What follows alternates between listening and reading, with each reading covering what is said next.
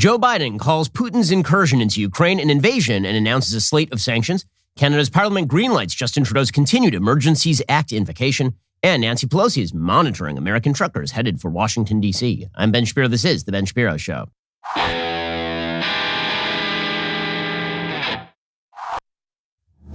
This show is sponsored by ExpressVPN. It's time to stand up against big tech. Protect your data at expressvpn.com/Ben. Alrighty, folks, we'll get to all the news in just one moment. First, 40 years ago, Ronald Reagan saw massive inflation unlike anything the country had ever seen before, until today. In Reagan's own words, inflation is as violent as a mugger, as frightening as an armed robber, as deadly as a hitman. Right now, your retirement accounts are under attack thanks to the inflationary policies of this administration, which don't seem to be alleviating anytime soon. So, if you've not yet called Birch Gold, you are making a large mistake. Those are the people I trust to help you diversify your 401k and IRAs into gold.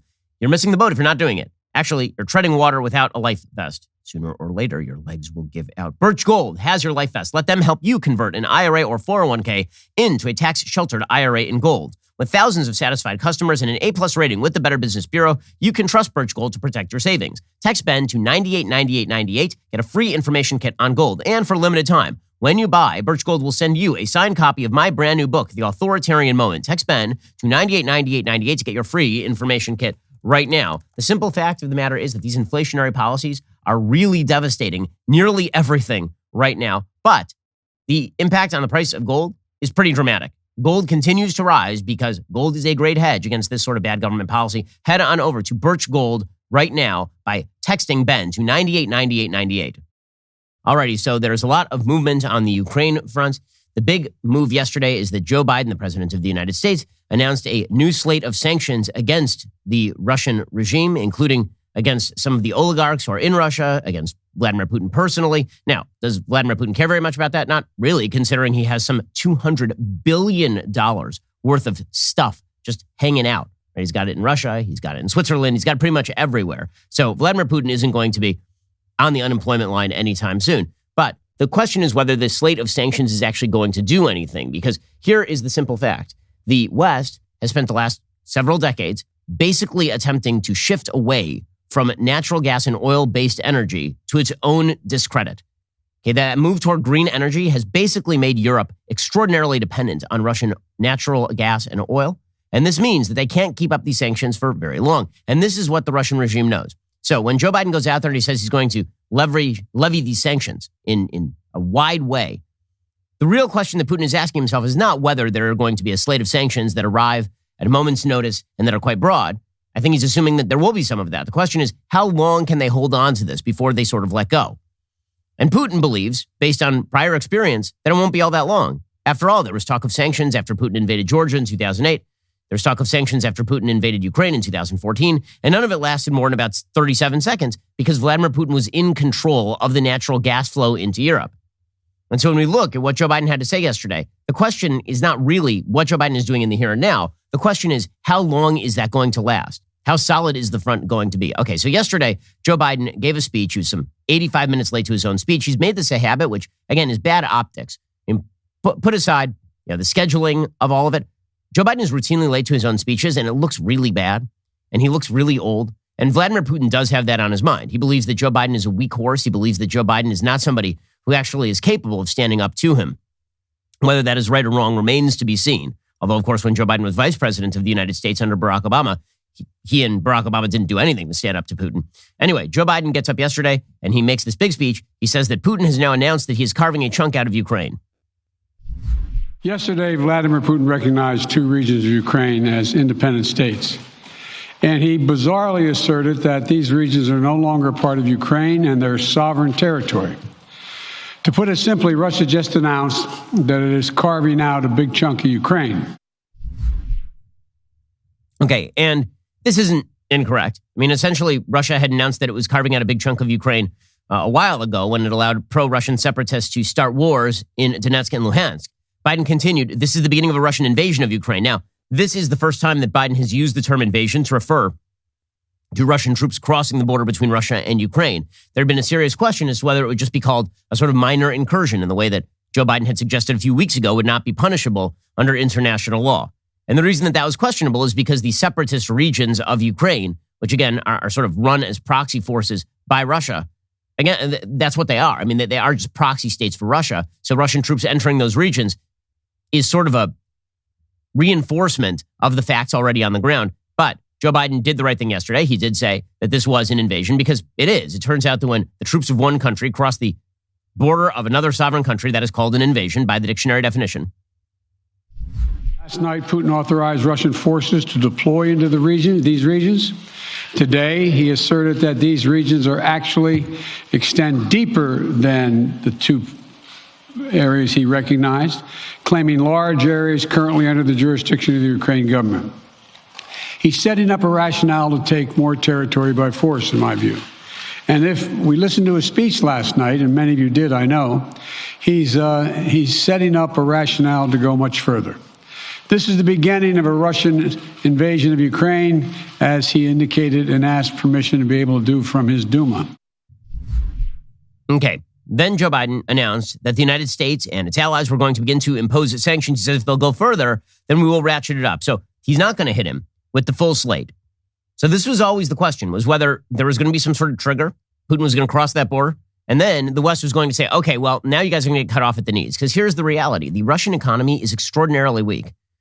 There's been this sort of clever saying going around for a while that Russia is essentially the upper Volga with nuclear weapons. And that's correct. I mean, Russia is not a strong economy. All they have is natural gas and oil. And if, again, Europe had not been stupid enough to cut itself off from its own energy supply, then they would not be reliant on Russian natural gas and oil. Russia has an economy about the size of South Korea's. Russia's GDP per capita is extremely low. This is not a powerful country. This is a country that is a second-rate power with nuclear weapons.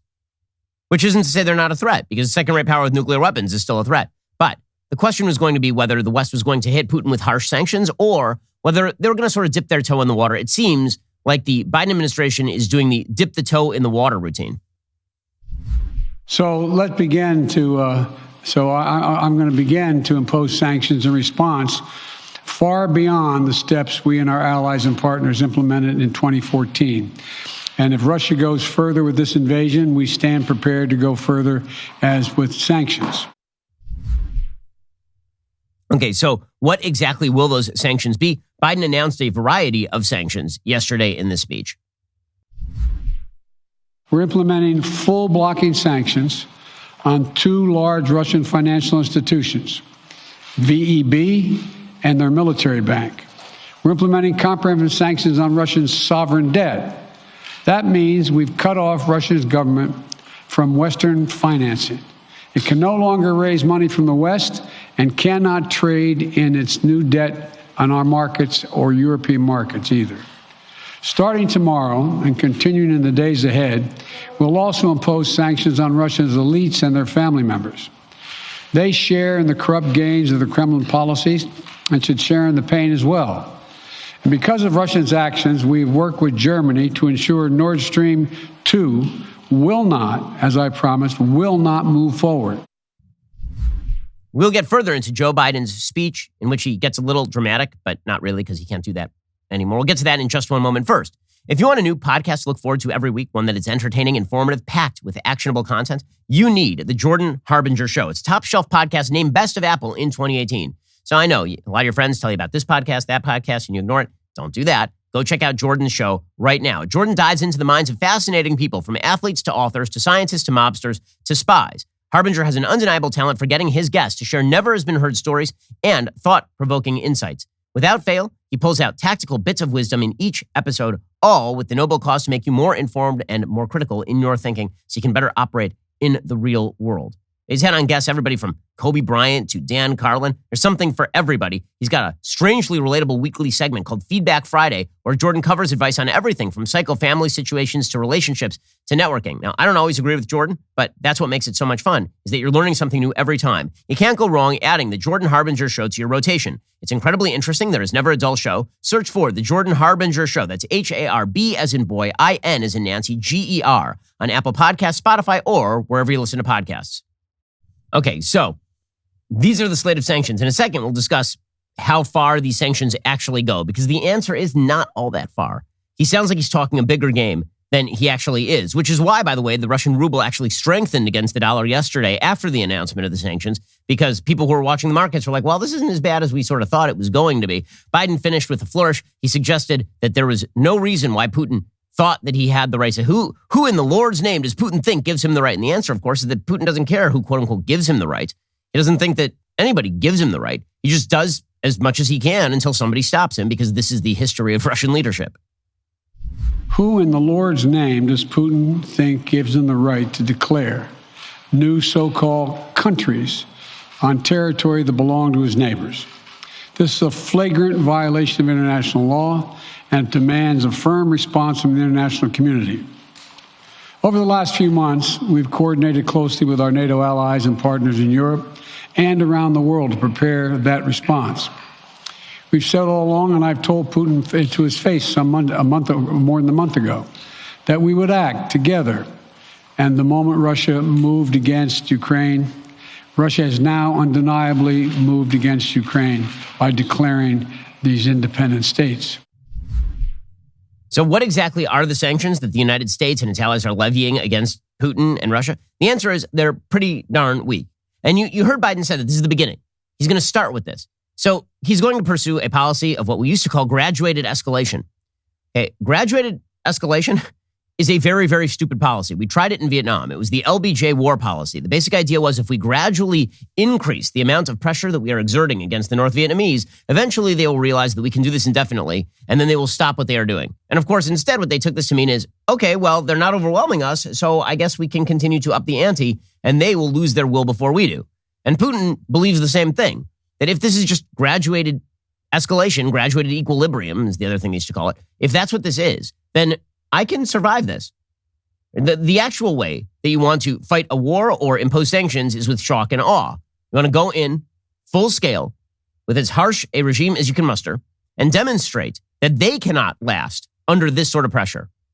Not that you can keep ratcheting up the pressure if they go further, but that what they've done is already a violation so grave that you will essentially sanction them into the Stone Age.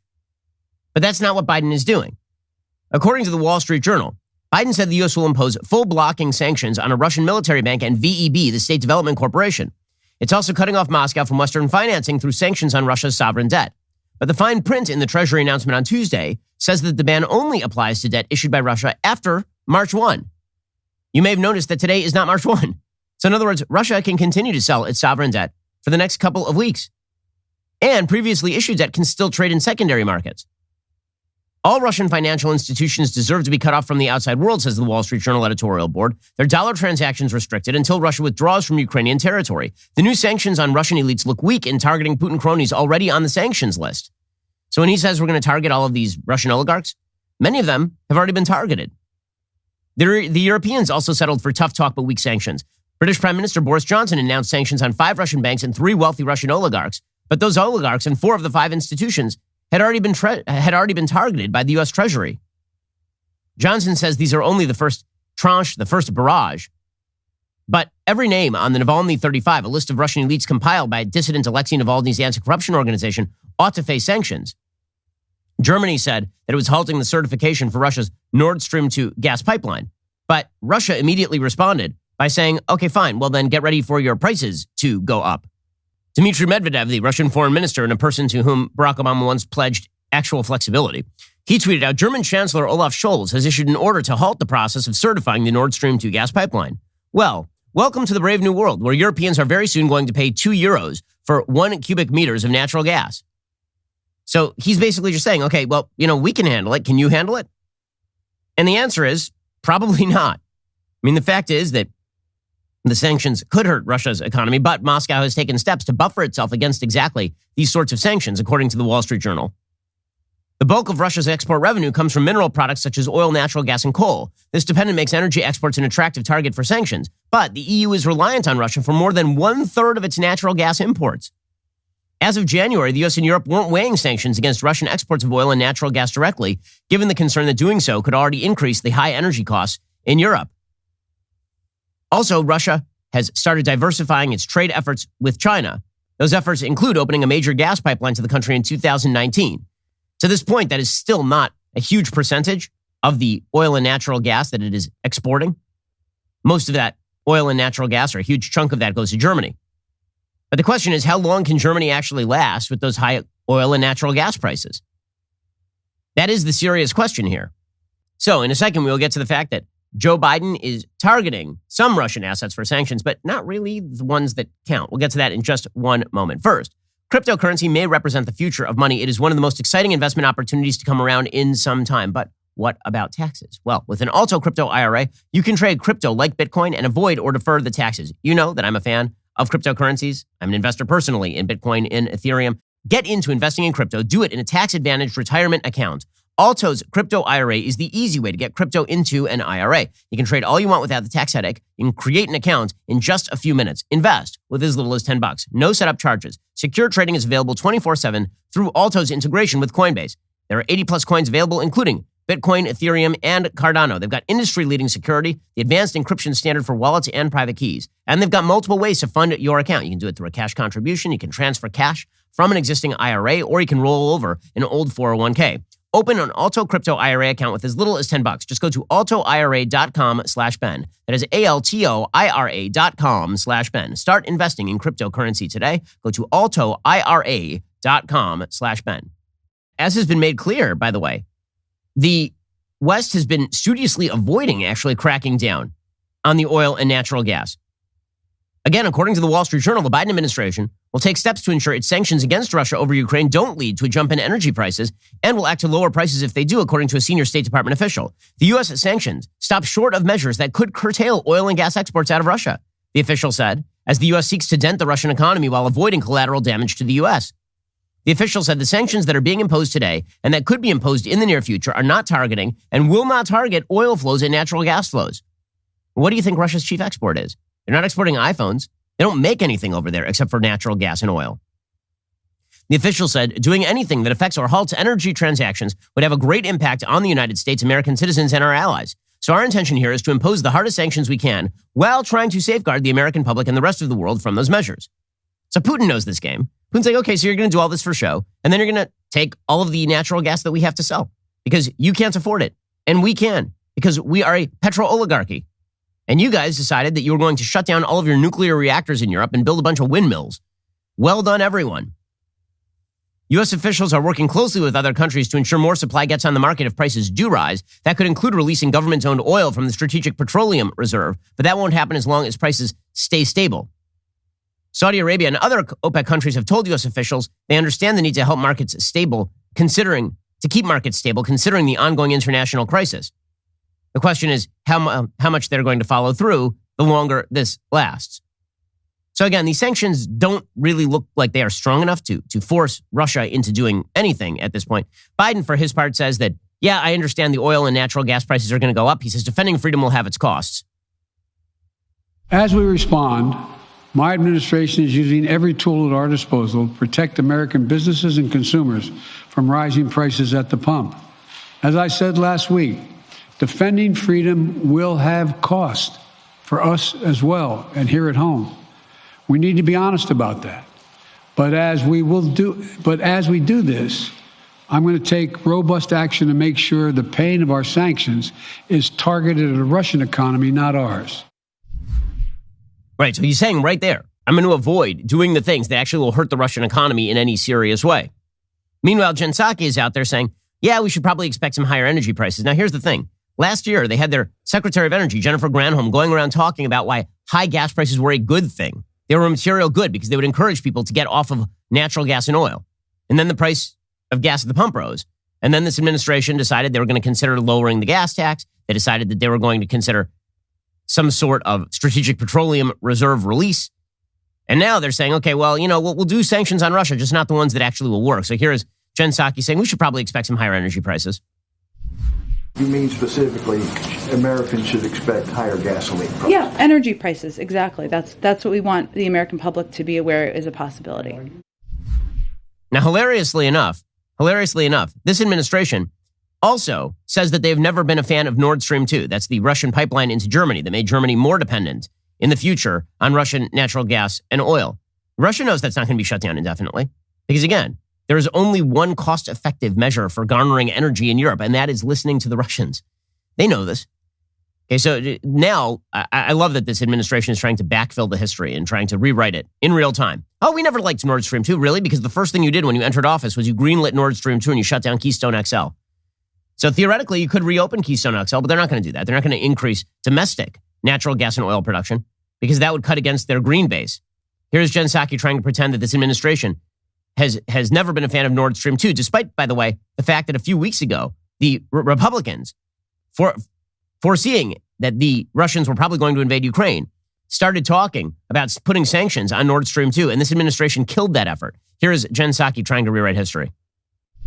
The president has never been a supporter of Nord Stream 2. We've always criticized it as a project that we didn't support. We took a range of steps and sanctions, including sanctions, to make that very clear. What the announcement made by the German chancellor today was not by accident. It was at the conclusion of a range of diplomatic engagement and efforts by the president and members of our national security team and unity from the Europeans about the fact that this could not move forward. Okay, well, here's the thing. For how long? Again, I keep saying for how long because Putin, China, America's enemies, they have long-range vision. For American politicians, because we switch presidents every 4 years or maybe every 8 years, and because we switch Congress people every 2 years and switch senators every 6 years in this country, because there's an enormous amount of turnover, people's long-term vision really does not exist. Instead, people attempt to move the ball forward incrementally. When it comes to foreign policy, you have to have long-term vision, otherwise you lose. Putin has long-term vision because he's dictator for life. Xi Jinping has long-term vision because he's dictator for life. This is not an advocacy of dictatorship for life. I'm not Thomas Friedman praising the Chinese system because you can get things done. The only point that I'm making is that it requires politicians to say the hard things and then do the hard things for long periods of time on foreign policy in order to effectuate change. Putin looks at the West and feels that that's not going to happen, and he is likely correct. Hey, Jen Psaki was asked by Peter Doocy. So here's the thing, Jen. You guys are talking sanctions. Sanctions have never actually accomplished what they've sought to accomplish. So what's your actual plan here? And she really does not have a good answer. Sanctions can be a powerful tool. They have been in a lot of moments throughout history. And that what happens with sanctions is they work over time. They're not an end.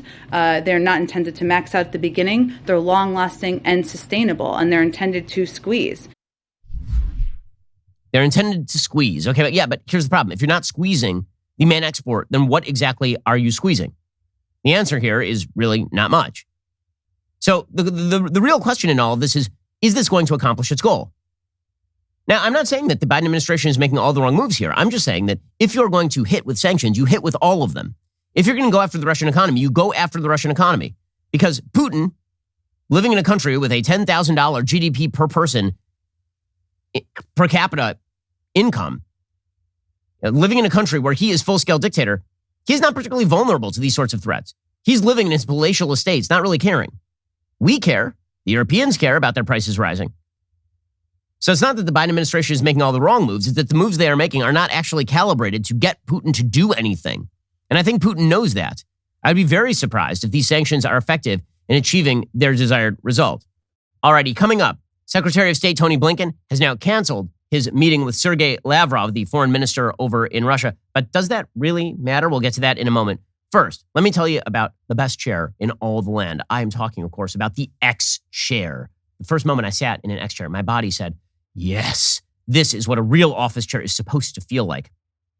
I've never actually looked forward to sitting in an office chair until I got the X chair. Let me tell you, it's like a little slice of heaven made by the hands of the angel Gabriel himself. Can your current office chair give you a massage while you are working? My X chair can. Can your current office chair heat up or cool down? My X chair definitely can. It is all in that Elemax massage and temperature regulation exclusively designed and made for X chair. And once you feel that customized support of X chair's patented dynamic variable lumbar support, your back will never be happy in any other chair ever again. It's high performance, quality engineering, extreme comfort. Those are the reasons I love my X chair, and you will find your own when you get your X chair. Take my advice. Try X chair for yourself risk-free for 30 days. Once you realize how much better your chair should be, you will never go back. Go to xchairshapiro.com right now. That is the letter X chair, SHAPIRO.com, or call 1-844-4XChair for $100 off your order. X chair has a 30-day guarantee of complete comfort. You can finance your purchase for as little as $30 a month. xchairshapiro.com.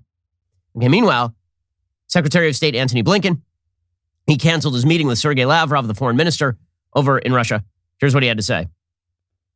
I agreed to meet Russian Foreign Minister Sergei Lavrov this week on February 24th to discuss our country's respective concerns about European security, but only if Russia did not invade Ukraine. Now that we see the invasion is beginning and Russia has made clear its wholesale rejection of diplomacy, it does not make sense to go forward with that meeting at this time. Okay, now again, just like with the sanctions, this sort of thing, it looks good, but the question is, how practical is it really?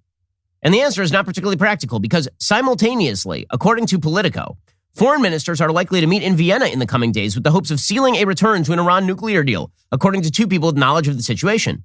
The two people said the meeting may involve the Iranian foreign minister and foreign ministers from 3 European countries involved in the talks, Britain, Germany, and France.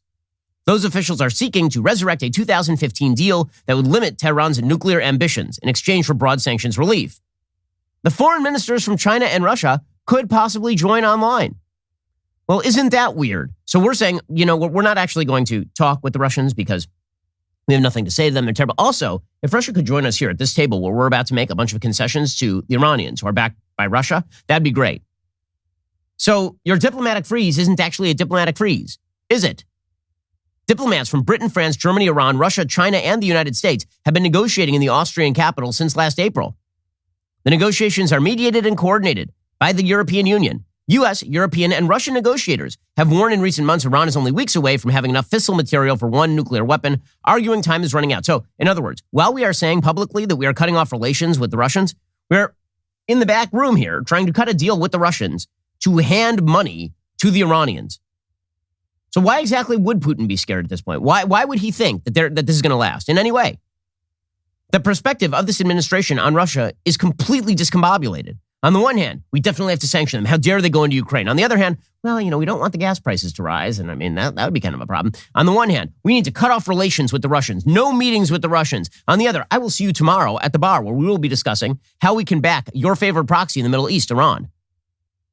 I mean, if you're Vladimir Putin, you got to be laughing into your sleeve at this point because you know that the West does not have a unified response, and you know that they don't even have a unified response even when they do have a unified response. They may be unified in being upset about Ukraine, but they're not unified around a broad range of other issues where they seem to want your help.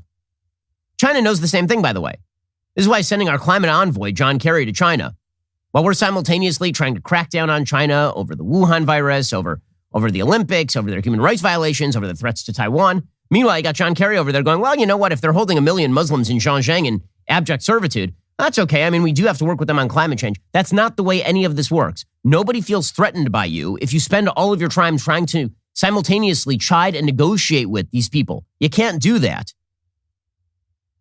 And I'll tell you that the biggest indicator to Vladimir Putin that the West is not going to last on this is, again, the West's willingness to subsume its own foreign policy beliefs, to subsume its own values to the green boondoggle. Bjorn Lomborg has a good piece over at the New York Post today talking about the costs of green energy policy, which, by the way, is the reason why energy is so unbelievably expensive in Europe. The reason that the Europeans require the help of the Russians is because they decided they were going to take offline all of the things that allow them to produce energy.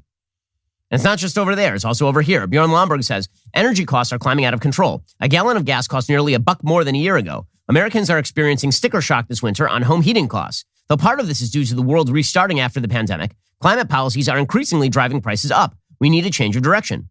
Fossil fuels still deliver the vast majority of energy. The European Union puts climate at the top of its political agenda, yet more than 80% of its primary energy needs are met by fossil fuels, according to the International Energy Agency. Despite endless environmental talk, solar and wind contribute only about 3% of Europe's total energy. So they've sunk billions and billions and billions of dollars into solar and wind, and it contributes 3% of Europe's total energy. And meanwhile, Russia's just shipping them gas. So Putin looks at that and he goes, yeah, I mean, they're literally tweeting that out. As I said before, they're literally tweeting out that you guys are not going to last the test of time because your gas is going to be too expensive.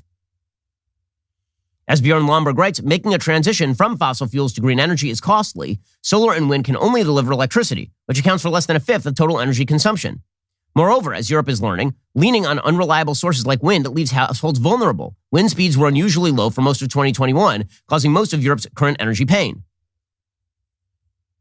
When the sun doesn't shine or the wind doesn't blow, prices rise quickly. We have to revert to fossil fuels for backup. Batteries are inadequate and expensive, easily quadrupling solar electricity costs and failing to provide much power. In 2021, Europe had only battery capacity to back up less than 1.5 minutes of its average electricity usage. By 2030, with 10 times the stock of batteries and somewhat more usage needed, they will have enough for 12 minutes of coverage. And as countries move to net zero carbon emissions, the target endorsed by Biden and the EU, costs will escalate much higher again. And then the dirty little secret will be that Russia will continue to ship the actual power that is necessary for Europe to continue to function. Research published in Nature magazine finds that reducing emissions 80% will cost the United States $2.1 trillion every year from 2050, or more than $5,000 per person per year. To get to 100%, that will be far higher. To put that in context, the annual U.S. cost of World War II is estimated at $1 trillion in today's money. Every year by 2050, climate policy could cost Americans more than twice what they paid during the Second World War, and energy policy will turbocharge inflation. Bank of America estimates it'll lead to an additional 3% of greenflation, which will reduce growth dramatically. So, in other words, we decided to pursue goals that were impractical and expensive, and Russia, meanwhile, continued to be the dirty little secret in the other room, providing all sorts of energy to Europe. No wonder they think they can outlast the West. Because what are the indicators they can't outlast the West? They've done this twice before in the last 15 years alone. Why would they think they can't outlast the West? And what's the evidence that they won't? That's why what Biden is doing here is pretty good evidence that he has no intent of outlasting Vladimir Putin on this. So I suggested yesterday on the show that I think there's a good shot that Putin just consolidates his gains in eastern Ukraine and does nothing else. And he's like, okay, I'll just sit here. And then you guys will relent. And I'll just get to keep these places as independent republics. Whatever. And I'll keep my Russian troops here in this part of Ukraine for the possibility of a future move. Or theoretically, he could decide to go whole hog and say, okay, I still don't think that you guys are going to crack down with the full force of sanctions beyond the next 5 minutes. Who knows? He could do any of those things. Right now, Putin is indeed in the catbird seat. And all the triumphalism that you are seeing from folks right now about, Biden struck back. Just wait. I wish he had. I mean, I want Putin to lose. I think what Putin is doing here is evil. I think Putin is a brutal thug dictator. I want him to lose. But I don't think that the moves the West is making right here are geared toward him losing. Meanwhile, of course, the media is looking for some other scapegoat for the fact that the West is failing. And so they've decided that the scapegoat is, of course, Donald Trump. So Donald Trump was on Buck Sexton's radio show yesterday, and he was talking about Putin's incursion. The headline that the left continued to print is that he called Putin's move genius and savvy. Okay. If you ignore all the context, yeah, sure. What he actually said is that it was a politically genius and savvy move for Putin to do this because the West is not going to stand up to him, and that's sad. So if you ignore the last part of that, then sure, he's rooting for Putin, except for the part where he says that Biden is being weak and it's pathetic and sad. Here is Donald Trump yesterday. The left, of course, looking for a headline to try and suggest that this is Trump's fault, when the simple fact of the matter is, and you don't have to be a historical revisionist to see this, Vladimir Putin invaded during George W. Bush's time in office. He invaded during Barack Obama's time in office, and he invaded during Joe Biden's time in office. There's one president missing from that list. Here was Trump yesterday. I said, this is genius. Putin declares a big portion of the Ukraine. Putin declares it as independent. Oh, that's wonderful. So Putin is now saying it's independent, a large section of Ukraine. I said, how smart is that? And he's going to go in and be a peacekeeper. That's the strongest peace force. We could use that on our southern border. That's the strongest peace force I've ever seen. There were more army tanks than I've ever seen. They're going to keep peace all right. No, but think of it. Here's a guy who's very savvy. I know him very well, very, very well. By the way, this never would have happened with us. Had I been in office, not even thinkable. This would never have happened. But here's a guy that says, I'm going to declare a big portion of Ukraine independent. He used the word independent. And we're going to go out and we're going to go in and we're going to help keep peace. You got to say that's pretty savvy. Okay, so it never would have happened if I'm president. Then he went on and he suggested that it was, quote unquote, very sad that Biden had allowed this to happen. Naturally, this led to the White House jumping on this and suggesting, the real story here is that Trump is pro-Russia. It's so tiresome, guys. You're in charge. You're in the White House. Do something that matters.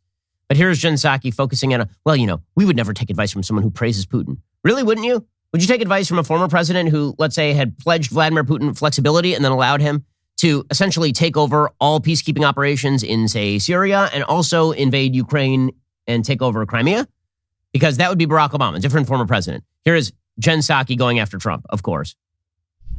Does the White House have any reaction to former President Trump calling Putin's move yesterday genius and smart?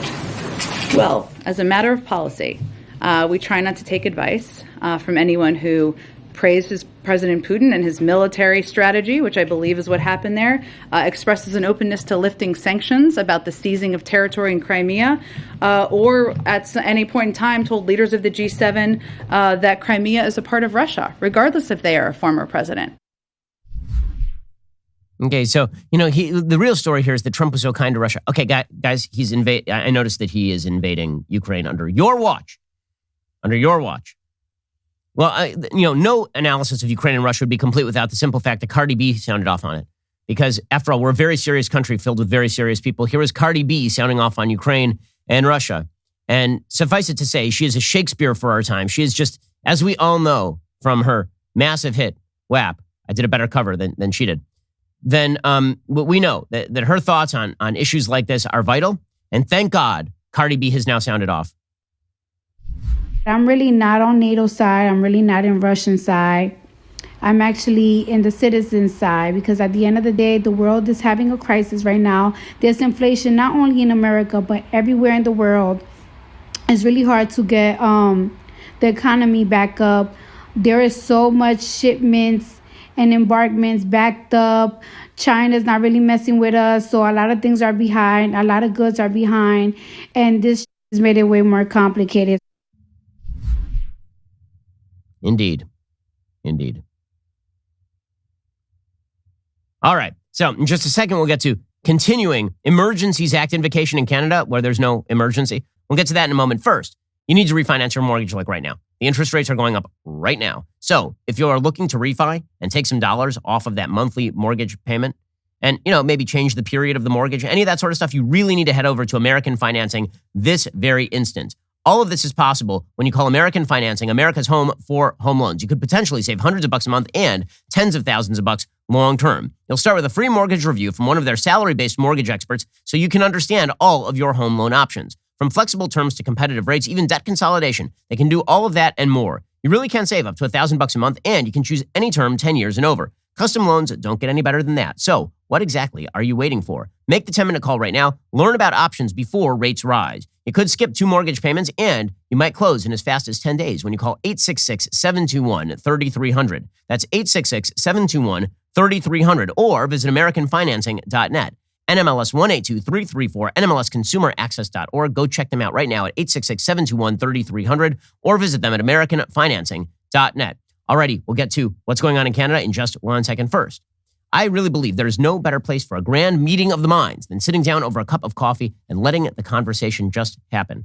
I've had so many of the most important conversations in my life over a cup of coffee with one of my closest friends. And normally we don't put this sort of stuff on screen, but now we are doing that. In my new show, The Search, I will be taking you to my favorite local spots where you get to see the conversation that you normally don't get to see. When I'm off camera with my friends, normally that's the stuff that we don't put on camera. Now we're putting it on camera so that you can see what those conversations actually look and sound like. The second episode of The Search features my very good friend, highly lauded historian, Neil Ferguson. It's an excellent, fascinating conversation. Neil is one of the most interesting minds around on everything from cryptocurrency to world history to war. I cannot wait to share all of it with you. It's a great conversation. Neil's a fantastic guy. The episode releases tomorrow, Thursday the 24th. It will be exclusive to Daily Wire members. So if you're not currently a member, head on over to dailywire.com/subscribe to join today. It's a wonderful show. I think you'll enjoy it and find it truly enlightening. It's a bunch of people with 160 IQs sitting around and talking about life and history and all the important things within. Go check it out, dailywire.com/subscribe, so you can have access to it. Also, the Daily Wire, we're way bigger than you think, and we are only getting bigger. See for yourself with our binge-worthy new docuseries, The Enemy Within, featuring acclaimed journalist and expert in national threats, Lee Smith. Smith uncovers a political coup orchestrated by America's ruling elites to generate their own wealth and power at the expense of the American people's safety and freedom. The second episode goes deep into the Biden family's ties to Chinese business and how Joe Biden, his administration, and his family have used their positions of power for personal gain at the expense of American security. Check out the trailer. What if everything we think we know about our leaders our society and our relations with the rest of the world is wrong. America is facing two major challenges. One is the Chinese Communist Party. However, the most significant threat comes from within. You're trying to obscure responsibility for 4 million people dying around the world. Okay, Senator Paul, you do not know what you are talking about. We've already seen evidence of how the elites want to run the United States. They're modeling themselves after Chinese autocracy. For over a decade, the People's Republic of China has stood publicly accused of acts of cruelty and wickedness that match the cruelty and wickedness of medieval torturers and executioners. Dianne Feinstein had a Chinese spy as her driver for 20 years. We're not talking about one person infiltrating senior levels at the CIA or the White House. We're talking about an entire elite class throughout the political, corporate, academic, cultural, and media establishment. My name is Lee Smith. I've been a journalist for more than 30 years. This is the most astonishing espionage and infiltration operation in history. What you're going to see in this series will shock you. This is The Enemy Within.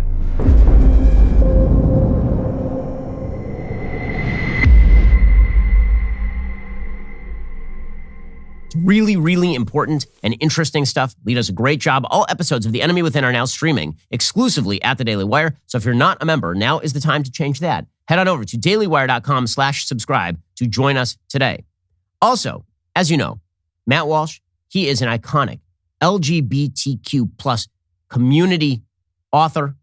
And that means that his LGBTQIA plus minus divided sign, percentage sign, children's book, Johnny the Walrus, is a must-buy. This is why he was invited to Dr. Phil to discuss these important issues with experts who could not tell him what a woman was. If you haven't seen it, I highly recommend you check it out. Even more importantly, if you haven't yet picked up a copy of Matt's best-selling children's book, you should do so immediately. It sold out in 48 hours when it was released. Do not worry. More copies are on the way. Reserve Johnny the Walrus now on Amazon. You're listening to the largest, fastest-growing conservative podcast and radio show in the nation.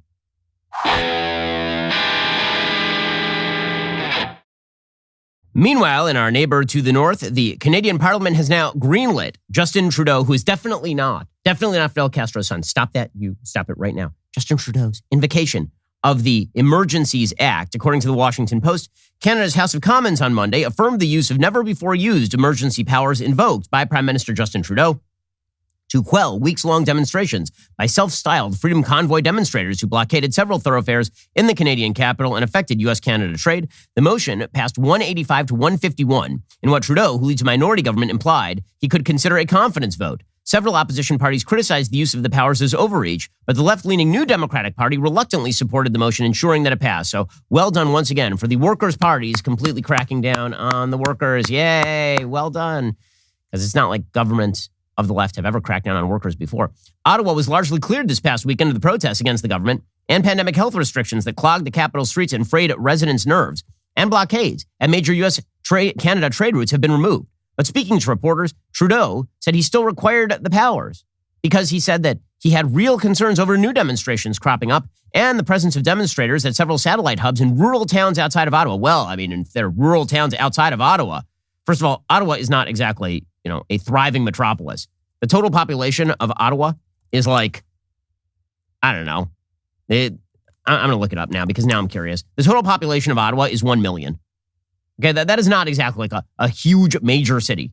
It is by Canadian standards, but like the rural areas outside of Ottawa being a little clogged with traffic, come on. He needs the Emergencies Act for that. For the first time in its history, passed in 1988.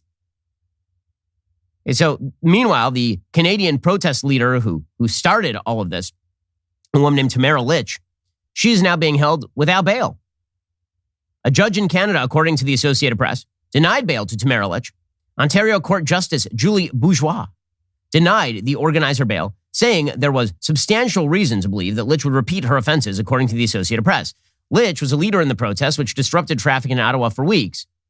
On Thursday, Litch, who is formerly a member of the far-right Maverick Party, which calls for the independence of Western Canada, was arrested and charged with counseling to commit mischief.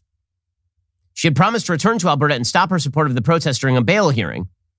Pat King, another protest leader, was set to have a bail hearing on Tuesday. King also faces charges of mischief, counseling to commit mischief, counseling to commit the offense of disobeying a court order, and counseling to obstruct police. By the way, I think that we should have a charge like that. Counseling to commit mischief. That's like my children. It's like every morning at 7 o'clock, they are counseling one another to commit mischief. What a charge that one is. Okay, so apparently the rule is, in the United States, throw a lady in front of a subway train or something. No, bail unnecessary, released onto the streets. Try to shoot a Jewish Democratic mayoral candidate in Louisville, Kentucky, and miss $100,000 bail. Counseling to commit mischief in Canada. You will be locked up and the key will be thrown away. Meanwhile, you have Justin Trudeau's own Liberals making absurd charges. This is so much of the repression is based on making absurd charges. Meanwhile, you have a Liberal MP named Yara Sachs suggesting that the trucker slogan Honk Honk is actually a stand-in for Heil Hitler because, of course, everyone who opposes me is a Nazi. And I don't know, I did not see that coming. Anyway, here she goes. How many donors from the Capitol riots, it's 1,100 and counting, who have donated to these illegal blockades? How many guns need to be seized? How much vitriol do we have to see of honk honk, which is an acronym for Hail Hitler, do we need to see by these protesters on social media? Yeah, they're all Nazis, guys. So that's why it's probably okay for us to just, completely freeze financial accounts for people who donated $50. The Wall Street Journal is now reporting that Canada has told banks to unlock financial accounts belonging to individuals involved in a weeks-long COVID-19 protest. Isabelle Jacques, a senior official in Canada's finance department, said they started Monday to unfreeze accounts. The step marks a reversal for the Liberal government, which has argued that they needed sweeping power to freeze bank accounts. That power became available a week ago when Justin Trudeau invoked rarely used emergency measures. A representative from the Royal Canadian Mounted Police did not respond Tuesday evening to a request for comment about why officials started unlocking financial accounts. On Monday, Canadian Finance Minister Chrystia Freeland defended the freezings, which some financial law experts warned could affect people unaffiliated with the protest. She said the measures were put in place to disrupt illegal activity in Canada. We were very clear we would be following the money, that we would be using financial tools to disrupt illegal blockades and occupations. The focus absolutely has been on leaders and on vehicles that were such an important part of the illegal blockades and occupations. The way to get your accounts unfrozen is to stop being a part of the blockade and occupation. The organizers of the Ottawa protest said in a statement that the freezing of bank accounts has shocked Canadians. Quote, the more severe implication is that by using emergency powers as financial warfare, it will sow mistrust in both the banking system and the government, and the repercussions will be felt for years to come. And that, of course, is correct. If you think there's not going to be a rush to things like cryptocurrency and trying to find a way to shield your account from the government, think again. Because even the notion that the government can shut down your bank account for giving $50 to a protest is absolutely crazy. And here in the United States, by the way, we had an organization called Black Lives Matter, you may have heard of them, that took in almost $100 million, and at no point were their accounts shut down, despite the fact that they're obviously a corrupt front organization. I mean, that organization does not have any sort of executive board, apparently. They just have this slush fund of cash. And at no point did the banks shut down the actual accounts or freeze them. They just kept taking in cash the entire time. And nobody who donated. I mean, we're not even talking about the organizations. We're talking about people who donated to the organizations. It's total madness. It therefore comes as a not particularly large shock that Chrystia Freeland has a side gig with the World Economic Forum. According to the National Post, a columnist named Rupa Subramanya, the World Economic Forum, which has met at the Swiss ski resort of Davos every year since its creation in 1971 by German academic and entrepreneur Klaus Schwab, was forced to convert its annual Schmooze Fest into a virtual event this past year due to COVID-19. Of note, on the main agenda was a stakeholder capitalism panel, including Canada's Deputy Prime Minister and Finance Minister, Chrystia Freeland. The former journalist-turned-politician has been a fixture at the WEF for years. Indeed, in her book, Freeland notes that an invitation to Davos marks an aspiring plutocrat's arrival on the international scene. Indeed, the one-time critic has enjoyed an apotheosis of sorts and since 2019 has sat on the board of trustees of the WEF itself.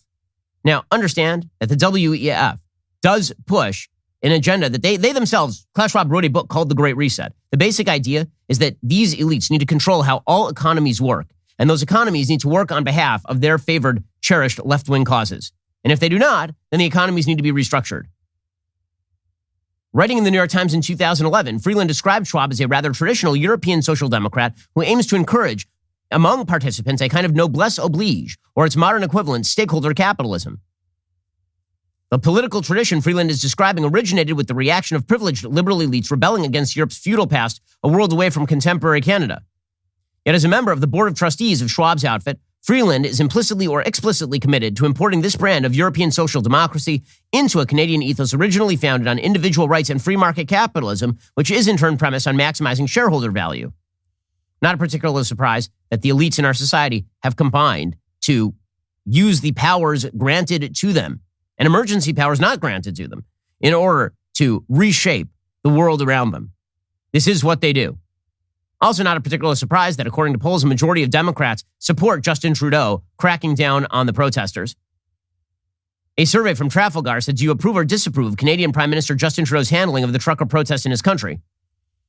Overall, apparently according to Trafalgar, some 55% disapproved compared to 35% approving. But 65.7% of Democrats approved of that sort of crackdown. Again, not a gigantic shock. Meanwhile, there is talk that Nancy Pelosi is very upset with a trucker convoy headed to Washington, D.C. to protest coronavirus pandemic mandates. Pelosi's deputy chief of staff, Drew Hamill, said in a statement on Tuesday, quote, we are monitoring the situation closely, but we have deferred to the U.S. Capitol Police, which is in charge of security. That trucker convoy is slated to arrive in D.C. ahead of Joe Biden's State of the Union address on March 1.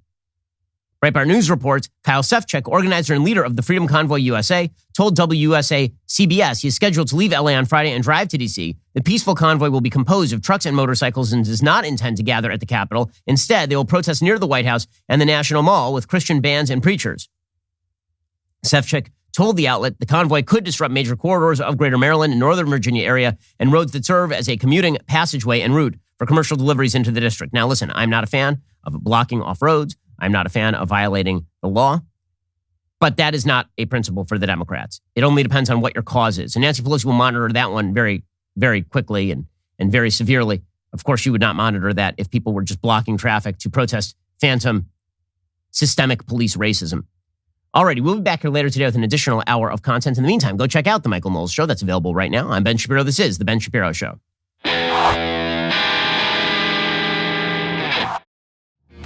The Ben Shapiro Show is produced by Elliot Feld. Executive producer Jeremy Boring. Our supervising producer is Mathis Glover. And our production manager is Pavel Wydowski. Associate producer Bradford Carrington. Editing is by Adam Sayevitz. Audio is mixed by Mike Coromina. Hair and makeup is by Fabiola Cristina. Production assistant Jessica Crand. The Ben Shapiro Show is a Daily Wire production. Copyright Daily Wire 2022. Russian troops land in Ukraine. Kyle Rittenhouse launches a new organization to take down dishonest media companies. And a new poll, a terrifying new poll, shows that the majority of American Democrats support the brutal crackdown on political dissent in Canada on the Freedom Convoy. Check it out on The Michael Knowles Show.